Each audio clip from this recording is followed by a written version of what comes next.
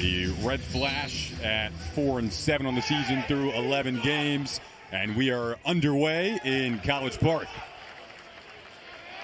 If they can, they do here. Gillespie couldn't knock down the three-pointer, but again, second chance opportunity is going to be key today for the Terps, and they get one early on. Miles Webb, an Arlington, Virginia native, DMV area kid who's friends with a couple of players on the Maryland side.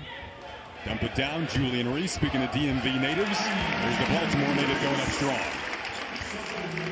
Julian Reese is a Maryland mainstay, so active around the basket. Here's the press they worked on at shoot-around earlier today, trying to make teams uncomfortable. They do so here. Force the turnover. Miguel up to Rice, and he goes up and under for two. Lateral movement's his issue right now as Riley Parker knocks down the shot. Speaking of getting up and down the floor, nice job to flush that around and down from Miguel. It's the longest stretch of the year for Maryland, the rest of the way here without playing a game these last 9 days. Nice fadeaway there from the corner. Strong start for Selton Miguel today. From the field on this end of the floor,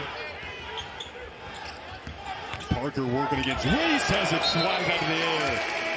That's the defense they were missing against Purdue when he got into foul trouble. I think Coach Willard switched to man-to-man, but if you see that length and size is really going to bother.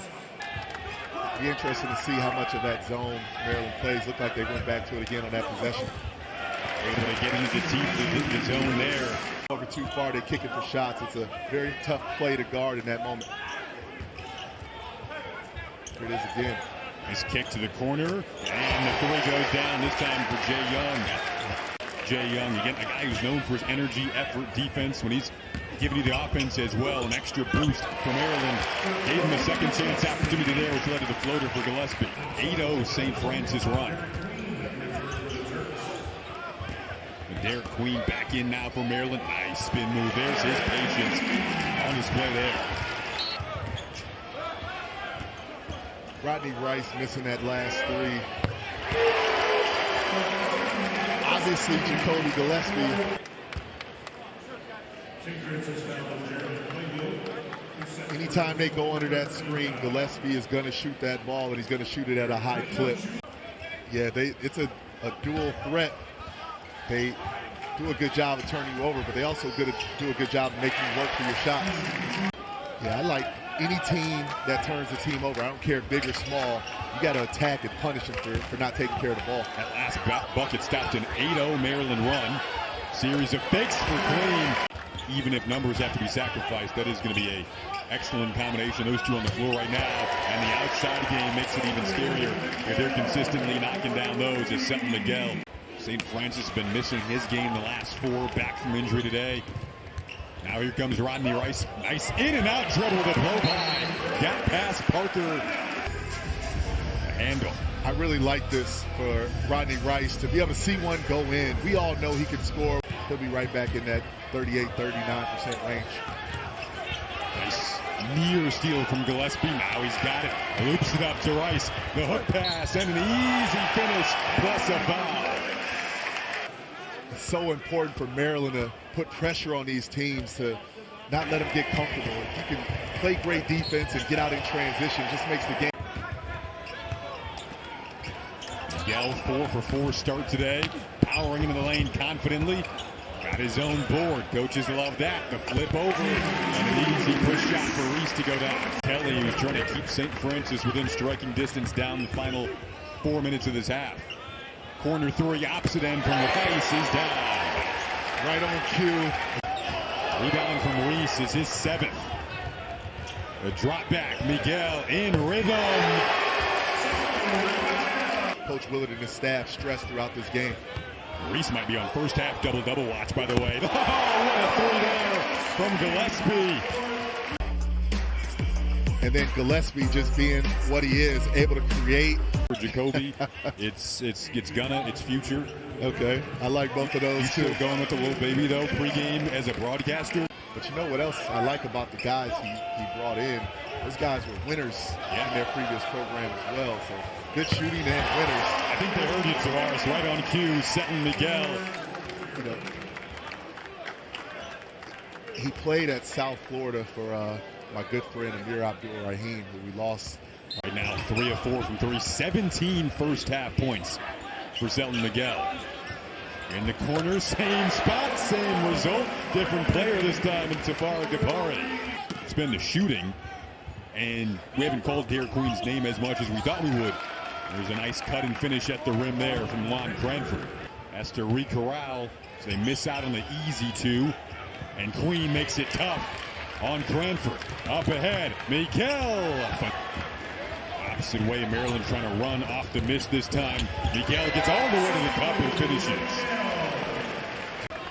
Sometimes they'll ice, sometimes they'll down ball screens, but a lot of times they just switch. And it's hard to get ahead of steam if you got guys in front of them. Second effort, count that for Queen. And give Reese a double-double, 11 points, 10 rebounds. And give Miguel another 3. It's his 4th. Jacoby Gillespie is smart. He knows who to find in that situation. But Reese drifting back like a defensive back. Now the pull-up at the opposite end. Defense to offense. And maybe you could lull him to sleep and make it a game at the end. We obviously didn't do that. Well, Maryland's been the one delivering the runs today. Again, led the country in 10-0 or more runs entering this one. Back to the zone for St. Francis. Look for Julian Reese to step out and set some ball screens. That's what hurt him in the first half. 3 and D. It's looking like the 3-part. Clayville, I think they got some young talent that's going to be able to help this team win some games and lead. Rice, it's a 3-point party in College Park right now. St. Mary's. Here's the most recent 3-look. Feet getting set there for Rice.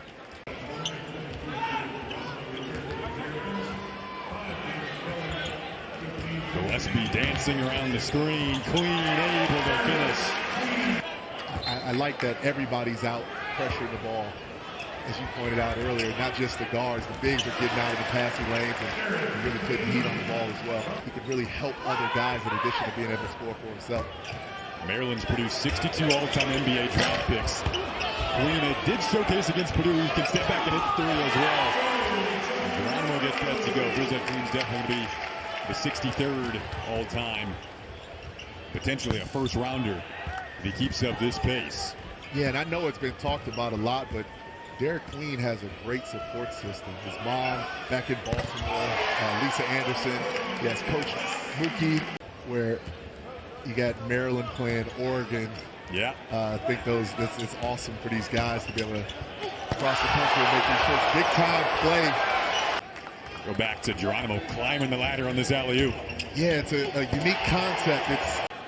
He knows it's going to come. He's going to have his opportunity. I appreciate the young fella not rushing that. Walk-on who joined the program in the summer of 2023. Palmer dashes in. Walk-on Lucas Sotel is checked in.